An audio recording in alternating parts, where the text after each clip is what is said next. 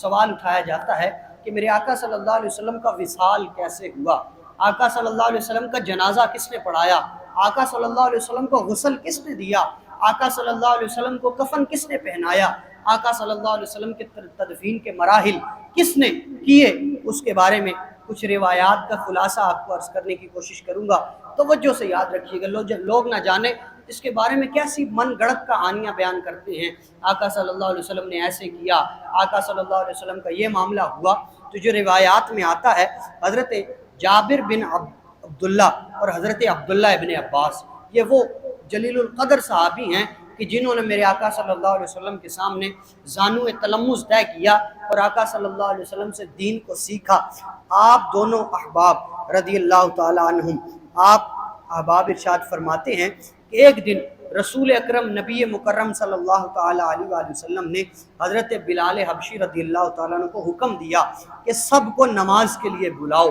حضرت بلال حبشی مؤذن رسول تھے اور پیغام رسائی کا بھی کام کرتے تھے۔ کوئی پیغام پہنچانا ہوتا تو آقا صلی اللہ علیہ وسلم بولتے بلال جاؤ سب کو یہ پیغام دے کر آؤ۔ تو حضرت بلال حبشی رضی اللہ تعالیٰ عنہ، توجہ سے سنیے گا، حضرت بلال حبشی رضی اللہ تعالیٰ عنہ کو حکم دیا کہ سب کو نماز کے لیے بلاؤ۔ چنانچہ مہاجرین و انصار رسول اللہ صلی اللہ علیہ وسلم کی مسجد میں تشریف لائے اور جمع ہو گئے کہ رسول اکرم صلی اللہ علیہ وسلم ممبر پر بیٹھے۔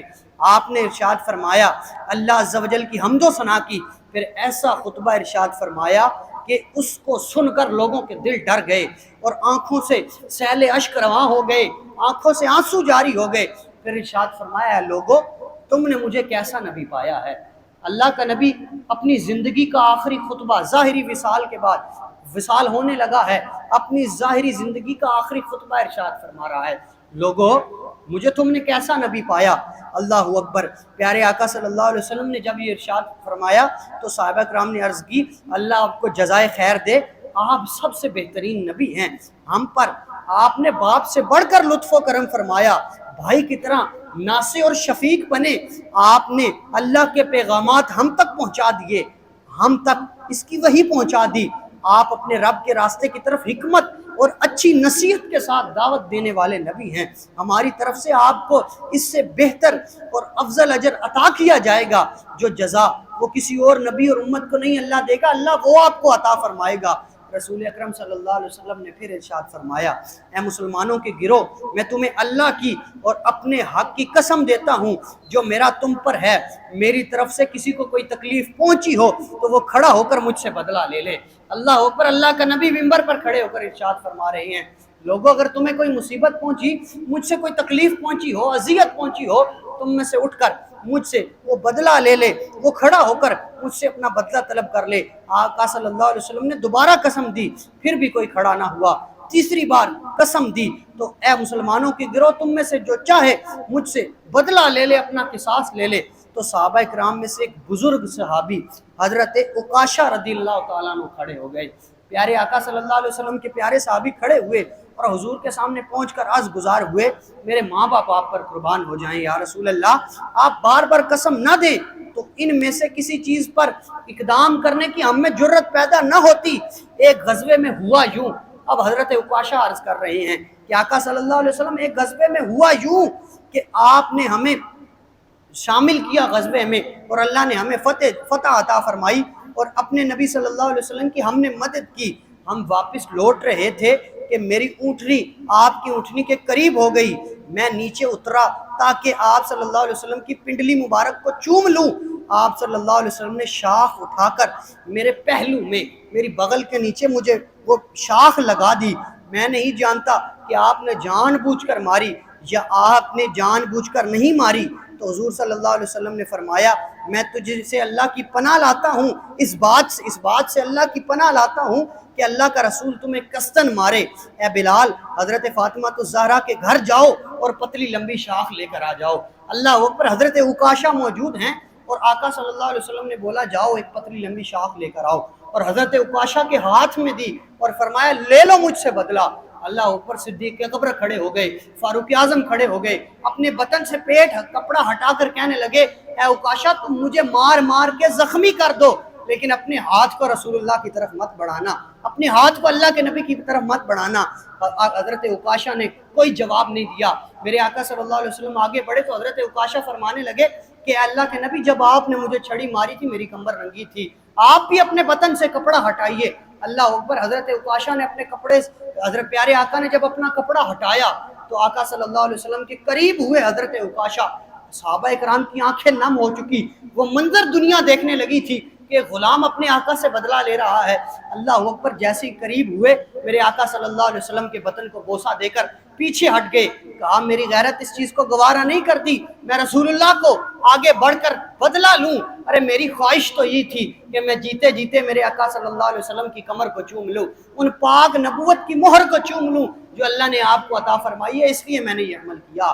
صحابہ کی چیخیں بلند ہو گئی۔ اللہ اکبر۔ جب یہ واقعہ مکمل ہوا تو لوگ اس بات کو دیکھتے رہ گئے اور صحابہ اس بات پر حیرت میں گم ہیں کہ میرے آقا صلی اللہ علیہ وسلم آج یہ گفتگو فرما رہے ہیں۔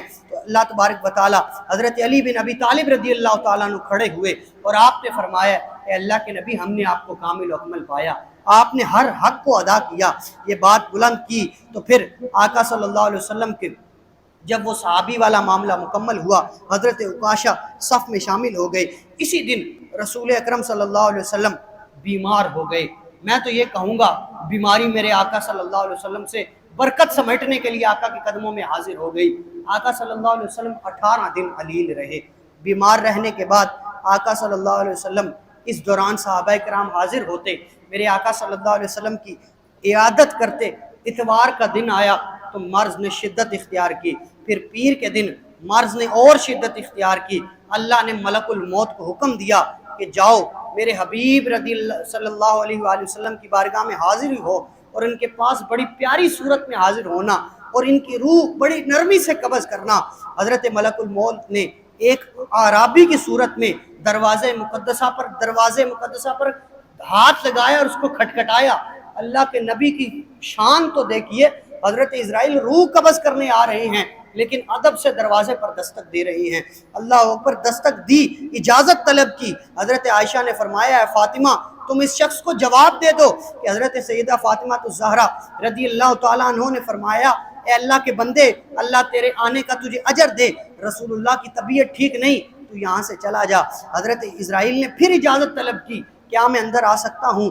تیسری بار جب یہی جواب ملا تو حضور اکرم صلی اللہ علیہ وسلم نے حضرت اسرائیل کی آواز سنی تو پوچھا دروازے پر کون ہے؟ حضرت فاطمہ الزہرا نے عرض کی ایک شخص بار بار اندر آنے کی اجازت طلب کر رہا ہے۔ تیسری مرتبہ جب آپ نے یہ آواز سنی تو آقا صلی اللہ علیہ وسلم کی شہزادی فرماتی ہیں اور اماں عائشہ فرماتی ہیں میرے رونگٹے، میرے جسم کے بال کھڑے ہو گئے اور اعضاء کانپنے لگے۔ ارشاد فرمایا اے فاطمہ، تم جانتی ہو دروازے پر کون ہے؟ یہ لذتوں کو ختم کرنے والا، جماعتوں میں جدائی ڈالنے والا، بیویوں کو بیوہ کرنے والا، اولاد کو یتیم کرنے والا، گھروں کو ویران کرنے والا اور قبروں کو آباد کرنے والا ہے۔ یہ ملک الموت ہیں۔ اے ملک الموت، آپ اندر آ جائیے، اللہ تم پر رحم فرمائے۔ حضرت اسرائیل بارگاہ رسالت میں حاضر ہوئے تو آقا صلی اللہ علیہ وسلم نے ارشاد فرمایا اے ملک الموت، تم میری زیارت کے لیے حاضر ہوئے ہو یا روح قبض کرنے کا حکم ملا ہے؟ عرض کی یا رسول اللہ، آپ کی زیارت کے لیے بھی آیا ہوں اور مجھے آپ کی روح لے جانے کا حکم ملا ہے۔ مجھے اللہ نے حکم دیا کہ آپ کی اجازت کے بغیر آپ کی بارگاہ میں حاضری نہ دوں، آپ کی روح کو لے کر نکلوں، تو آپ نے اجازت دے دی ورنہ میں واپس لوٹ جاؤں گا۔ تو آقا صلی اللہ علیہ وسلم نے ارشاد فرمایا میرے محبوب جبرائیل کو کہاں چھوڑ آئے ہو؟ عرض کی وہ آسمان دنیا پر اور فرشتے ان سے آپ کی تعزیت کر رہے ہیں۔ فوراً حضرت جبرائیل بھی حاضر ہوئے اور سر انور کے پاس بیٹھ گئے۔ نبی اکرم صلی اللہ علیہ وسلم نے ارشاد فرمایا اے جبرائیل، یہ دنیا سے کوچ کا وقت ہے، جو کچھ میرے لیے اللہ کے پاس ہے مجھے اس کی بشارت دے دو۔ عرض کی اللہ کے پیارے نبی، آپ خوش ہو جائیں، میں آسمانوں کے دروازے کھلے چھوڑ آیا ہوں، فرشتے صف در صف آپ کے منتظر ہیں۔ یہ سارا مکالمہ چلتا رہا، یہ تذکرہ ہوتا رہا۔ الغرض حضرت جبرائیل نے مزید عرض کیا، اللہ فرماتا ہے محمد، میں نے تمام انبیاء کرام اور امتوں پر جنت کو حرام کر دیا یہاں تک کہ آپ اور آپ کی امت سب سے پہلے جنت میں نہ داخل ہو جائے۔ یہ صلہ اللہ کے نبی کو سنایا۔ اللہ اکبر۔ یہ سن کر اب آقا صلی اللہ علیہ وسلم فرمایا اب میری امت کا تذکرہ ہو گیا، اب میرا دل خوش ہو گیا۔ پہلے اپنی شانیں ضرور اللہ کے نبی کو بیان کی گئی، اللہ آپ کو یہ بھی صلہ دے گا، یہ بھی صلہ دے گا، لیکن آپ اتنے خوش نہیں ہوئے۔ جب امت کی باری آئی، میرے آقا صلی اللہ علیہ وسلم خوش ہو گئے، تو پھر اے ملک الموت فرمایا جس کا تمہیں حکم دیا وہ کر گزرو۔ حضرت ملک الموت نے میرے آقا صلی اللہ علیہ وسلم کی روح کو قبض فرمایا۔ حضرت سیدنا علی المرتضیٰ نے عرض کی، یا رسول اللہ، وصال ظاہری کے بعد آپ کو غسل کون دے گا؟ کن کپڑوں میں آپ کو کفن دیا جائے گا؟ آپ پر نماز کون پڑھے گا؟ اور قبر میں آپ کو کون داخل کرے گا؟ تو فرمایا، اے علی، آپ مجھے غسل دینا، اور فضل بن عباس، یہ حضرت عباس کے صاحبزادے تھے، وہ مجھ پر پانی ڈالیں، اور جبرائیل تمہارے ساتھ ہوں گے۔ جب تم میرے غسل سے فارغ ہو جاؤ تو 3 نئے کپڑے میں کفن دینا، اور جبرائیل جنتی خوشبو لائیں گے۔ جب تم مجھے چارپائی پر لٹا دو تو مجھے مسجد میں رکھ کر چلے جانا، کیونکہ سب سے پہلے میرا رب فوق العرش سے جیسے اس کی شان کے لائق ہے مجھ پر درود بھیجے گا، پھر فرشتے اور پھر تمام اللہ کی نورانی مخلوق پھر مجھ پر درود بھیجے گی۔ اللہ اکبر۔ آقا صلی اللہ علیہ وسلم کی روح کو حضرت اسرائیل علیہ السلام نے قبض فرمایا، اور آپ کی روح کو عزت و شان و شوکت کے ساتھ لے کر روانہ ہوئے۔ حضرت علی رضی اللہ تعالیٰ عنہ اور حضرت فضل بن عباس اس کائنات کی وہ 2 ہستیاں ہیں جنہوں نے میرے آقا صلی اللہ علیہ وسلم کو غسل دیا۔ پھر حضرت جبرائیل نے میرے آقا صلی اللہ علیہ وسلم کے کفن کے ساتھ جنتی خوشبو کو مس کیا، وہ بھی خوشبو سے معطر ہو گئی۔ ایک بڑی بات کہ کچھ قول ملتے ہیں کسی صحابی نے پڑھایا، کسی نے پڑھایا، تو یاد رکھیے جنازہ اس شخص کا پڑھایا جاتا ہے جو قابل مغفرت ہو، جو مرحوم ہو، جس کو رحم کی حاجت ہو۔ میرے آقا صلی اللہ علیہ وسلم معصوم تھے، ان کے پاس کوئی بدی نہیں تھی، ان کے پاس کوئی گناہ نہیں تھا۔ جنازہ تو میرا اور آپ کا ہے، جس کے لیے اللہ تبارک و تعالیٰ نے اس چیز کو برقرار رکھا کہ لوگ ہمارے جنازے میں شامل ہوں۔ اور مومن کا جب جنازہ اٹھتا ہے، روایت میں آتا ہے کہ سب سے پہلے اس کو جو انعام دیا جاتا ہے کہ اللہ تبارک و تعالیٰ اس کے جنازے میں شریک جتنے مومن ہوتے ہیں اللہ سب کی بخشش فرما دیتا ہے۔ تو جنازے کا مقصد یہ ہے کہ اللہ بخشش کرے۔ میرے آقا صلی اللہ علیہ وسلم تو وہ ہیں جن کے صدقے اللہ دوسروں کو بخشش کی نعمت دے گا۔ المختصر، میرے آقا صلی اللہ علیہ وسلم کی روح قبض کر کے آپ کو غسل دیا گیا۔ حضرت علی المرتضیٰ جب غسل دینے لگے تو حضرت فاطمہ الزہرا سلام اللہ علیہا نے حضرت علی کا ہاتھ پکڑا اور فرمانے لگے، تمہارے ہاتھ تمہیں کیسے اجازت دیں گے کہ تم اس شخص پر پانی ڈالو جو تمہیں رحمت کی بات سکھاتا تھا؟ تمہارا جسم اس چیز کو کیسے گوارا کرے گا؟ تم اس شخص کو قبر میں اتارو جو تمہیں نصیحت کی بات دلاتا تھا۔ تمہیں اس بات سے کیسے گوارا اور حمیت ملے گی کہ تم اس شخص کو قبر میں اتار کر آؤ جو تمہیں راہ ہدایت دلاتا تھا؟ تو آقا صلی اللہ علیہ وسلم کی میت کو رکھا گیا، آپ کی جسم مبارک کو رکھا گیا، تو لوگ اور صحابہ جوک در جوک آتے، میرے آقا صلی اللہ علیہ وسلم کے سامنے حاضر ہوتے، درود و سلام پڑھتے اور چلے جاتے، اور احباب گروہ در گروہ آتے، درود و سلام پڑھاتے اور چلے جاتے۔ اسی طرح میرے آقا صلی اللہ علیہ وسلم کو حضرت علی المرتضیٰ، حضرت فضل بن عباس اور دیگر اصحاب نے قبر میں اتارا، اور قبر میں رکھ کر جب واپس لوٹے تو مدینے کے اندر ایک سما تھا کہ لوگ دیکھ رہے تھے۔